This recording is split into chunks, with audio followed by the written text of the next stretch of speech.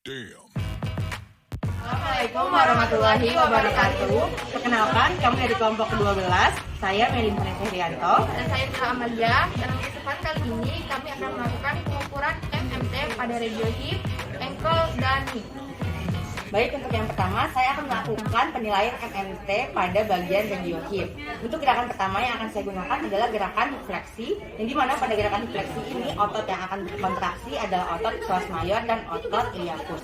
Untuk menilai MMT dengan poin 5, letakkan kedua tangan terapis di atas paha pasien. Nantinya pasien akan menggerakkan gerakan hip fleksi dengan full ROM. Berikan tekanan secara maksimal. Silakan. Lagi. Jika pasien dapat melakukan gerakan tersebut, maka dapat dikatakan bahwa pasien memiliki nilai MMT 5. Kemudian untuk nilai MMT 4, lakukan gerakan yang sama. Letakkan kedua tangan terapis di atas paha pasien, berikan tekanan secara minimal, dan pasien dapat melakukan fleksi dengan ROM. Gerakan selanjutnya. Sekali lagi. Jika pasien dapat melakukan gerakan tersebut, maka dapat dikatakan bahwa pasien memiliki nilai MMT 4. Kemudian untuk nilai MMT 3, kita sebagai terapis tidak memberikan tekanan baik secara maksimal maupun minimal kepada pasien. Namun pasien hanya dapat menggerakkan fleksi hipnya dengan RM yang full. Tolong gerakan hip fleksi. Lagi. Jika pasien dapat melakukan gerakan tersebut, maka dapat dikatakan bahwa pasien memiliki nilai MMT 3.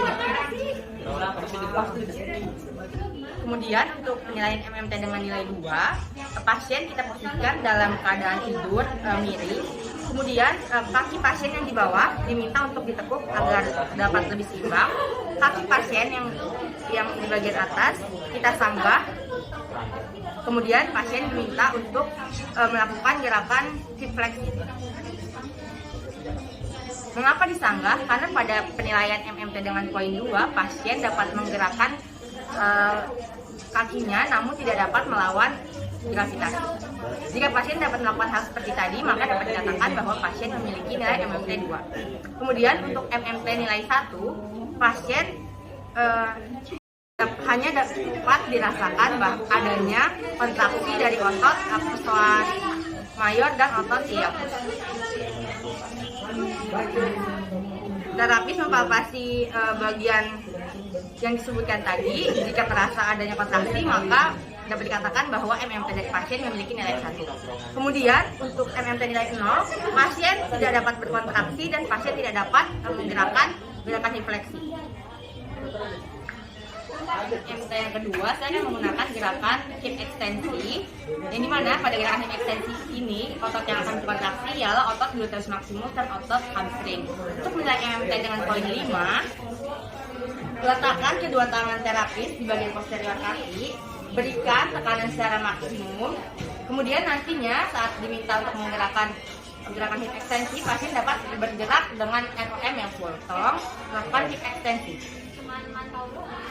Itu judulnya apa deh? Sekali lagi. Jika pasien mampu melakukan gerakan tersebut, maka MMT yang dimiliki oleh pasien memiliki poin 5. Kemudian untuk poin yang keempat, lakukan gerakan yang sama, letakkan kedua tangan terapis di bagian posterior kaki dari pasien, kemudian berikan tekanan secara minimum, dan pasien akan mampu menggerakkan hip ekstensi dengan ROM yang full. Tolong gerakan hip ekstensi. Sekali lagi. Jika pasien mampu melakukan gerakan tersebut, maka nilai MMT yang dimiliki oleh pasien memiliki poin 4. Untuk poin yang ketiga, kita sebagai terapis tidak memberikan tahanan apapun, namun pasien saat diminta untuk melakukan ekstensi, pasien dapat melakukannya dengan ROM yang full. Tolong gerakan ekstensi. Sekali lagi. Jika pasien dapat melakukan hal tersebut, maka dapat dikatakan bahwa nilai MMT yang dimiliki oleh pasien yaitu bernilai 3. Untuk menilai MMT dengan poin 2, pasien kita posisikan dalam keadaan miring seperti ini. Kaki yang di bawah atau kaki yang tertinggal ini ditekuk agar pasien lebih seimbang.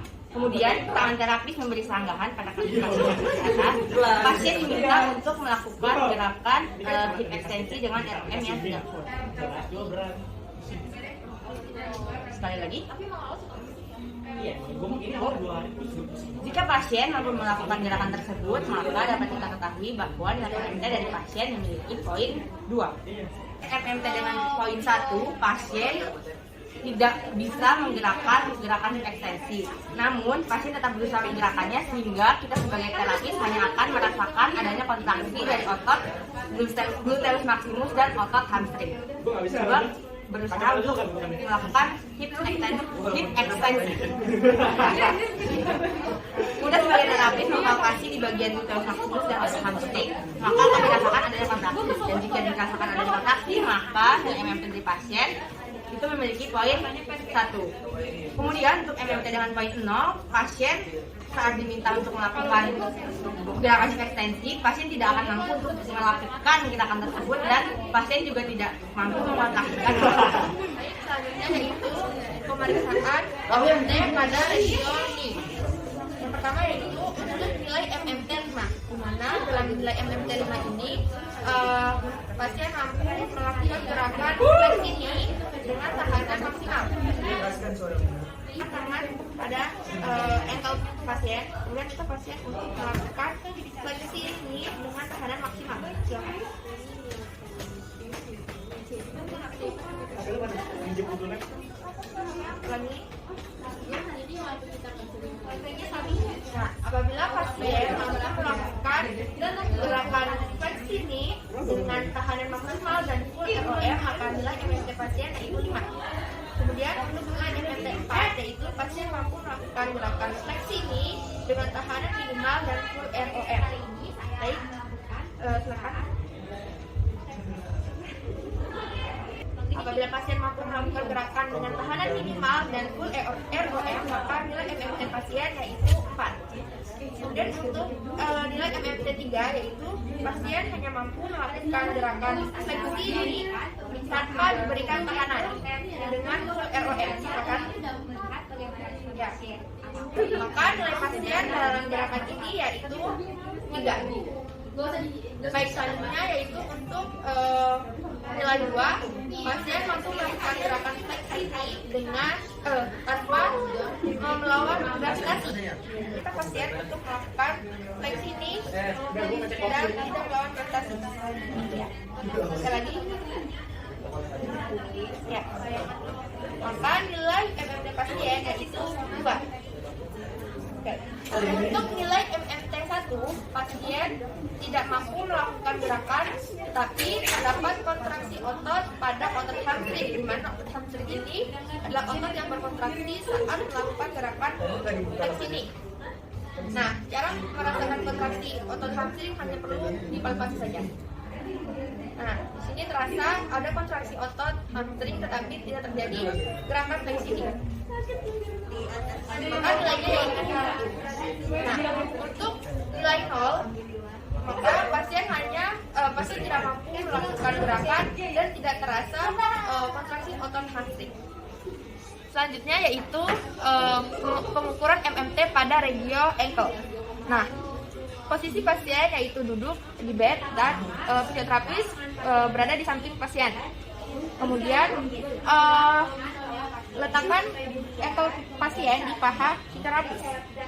Kemudian untuk nilai MMT 5, kita melakukan pengukuran dengan gerakan dorsofleksi.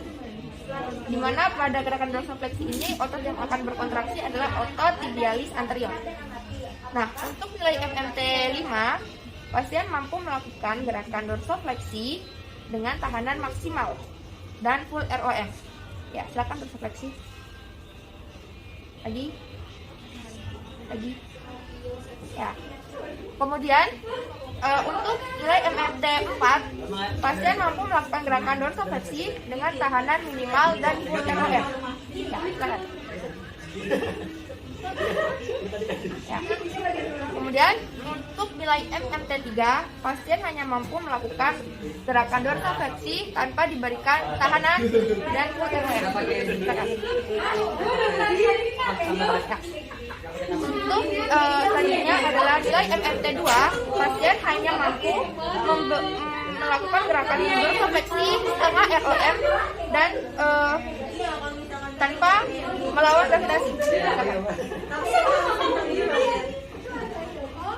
Ya, untuk nilai 1, pasien tidak dapat melakukan gerakan dorsifleksi tetapi dapat terasa kontraksi otot tibialis anterior. Nah, dapat terasa apabila dipalpasi pada otot tibialis anterior. Untuk nilai 0, pasien tidak dapat melakukan gerakan dorsifleksi ankle dan tidak terasa kontraksi pada otot tibialis anterior. Gambaran pengumpulan yang dapat kami berikan.